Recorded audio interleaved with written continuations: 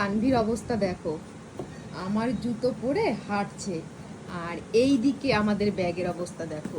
কালকে যাচ্ছি আমরা ঘুরতে, এ দেখো ব্যাগ খালি। এই ব্যাগটা মোটামুটি গুছানো হয়েছে, আর এই ব্যাগে কিছু নেই, ফাঁকা। আর এই ব্যাগটা তো পুরো খালি। এ দেখো কিছুই ঢুকাইনি এখনো, এখনো বাকি কয়েক ঘন্টা। তো দেখো ব্যাগ এখনো গোছানো হয়নি, আর কয়েক ঘন্টা পরই আমরা কালকে বেরোবো। আর এইদিকে সানভির অবস্থা দেখো, বলেছি বইয়ের ব্যাগটা নিয়ে আয় পড়বি, আর মেয়েটা সারা গায়ে পাউডার মেখে আমার জুতো পরে হাঁটছে। আর ওই দেখো বইয়ের ব্যাগটা বাইরে ফেলে রেখেছে।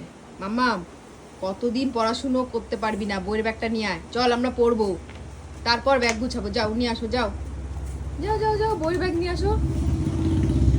আমরা ঘুরতে যাচ্ছি গুজরাট, প্রায় 15 দিন বাড়ি থাকবো না।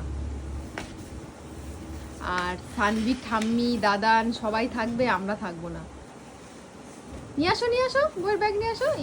আটকে গেছে তো, ওকে বই পড়ে তারপর সব কিছু গুছাবো, এখনো গুছগাছ কিছু হয়নি। এই ব্যাগটা দেখো কত বড়। আর এবার বেশি লাগেজ নেব না, কারণ সাথে কেউ যাচ্ছে না। ভাই যেত প্রত্যেকবার, ভাই এবার যাচ্ছে না, তাই কম লাগেজ করার চেষ্টা করব। দেখো দেখো সানভির অবস্থা দেখো। চলো পড়াশুনো করি।